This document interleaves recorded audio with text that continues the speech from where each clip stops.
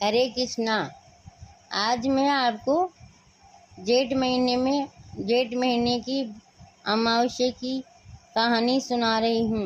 इस अमावस्या को बड़ पूजनीय अमावस्या भी कहते हैं और उस दिन बड़ की पूजा करें और कहानी सुने और अपने स्वास्थ्य की लंबी आयु के लिए बड़ भगवान से प्रार्थना करें और कहानी सुने। कहानी इस प्रकार है। एक ननद और एक भाभी बड़ की पूजा करने जाती थी। भाभी मन में कहती, हे बड़ देवता, मुझे बेटा देना।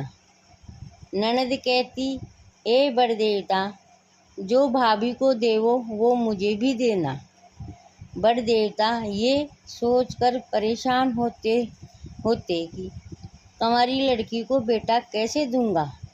आखिरी भाभी को बेटा दिया तो ननद के हाथ में छाला हुआ। उस छाले में से ननद के भी लड़का हुआ। सबको कह दिया कि भाभी के 2 लड़के हुए हैं। एक दिन ननद दोनों लड़कों को पालने में झुला रही थी और भाई खाना खा रहा था। बच्चा रोया तो ननद ने लोरी गाई दोआ की तरह और वह बोली, हल हल रे हलवंती का जाया, सतवंती भाभी छांदा छाया। बिना बाप का लाल लाल जी तू दौड़ कहाँ से आया। भाई ने ये सुना तो कहा, बहन एक बार फिर से कहना।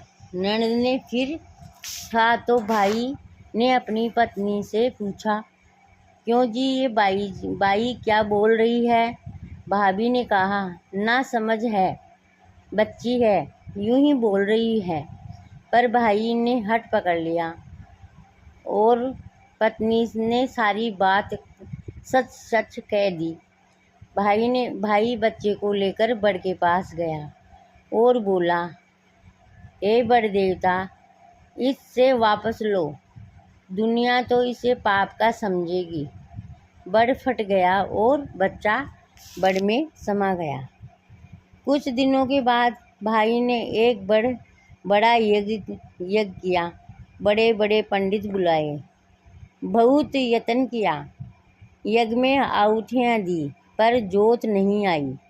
भाई ने पूछताछ करवाई तो पंडित ने कहा, तुम्हारा कोई भांजा है, वह आकर आहुति डाले तो जोत आए और न यज्ञ पूर्ण हुए।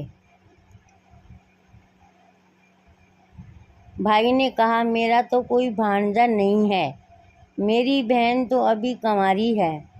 पंडित ने कहा, बड़ देवता का दिया हुआ एक भांजा तुम्हारा है, उसे ही लेकर आओ। सब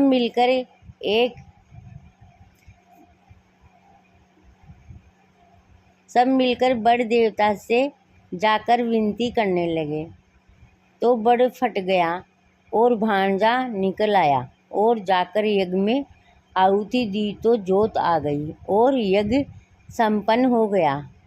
घर धन्य धान से भर गया। हे बड़ देवता, ननद भाभी की इच्छा पूरी की और उनका घर धन्य धान से भर गया, वैसा ही सबका भरना। कहानी कहने वाले और सुनने वाले और हुंकारा देने वाले सबके कार्य सिद्ध करना। बोलिए बड़ भगवान की जय हो।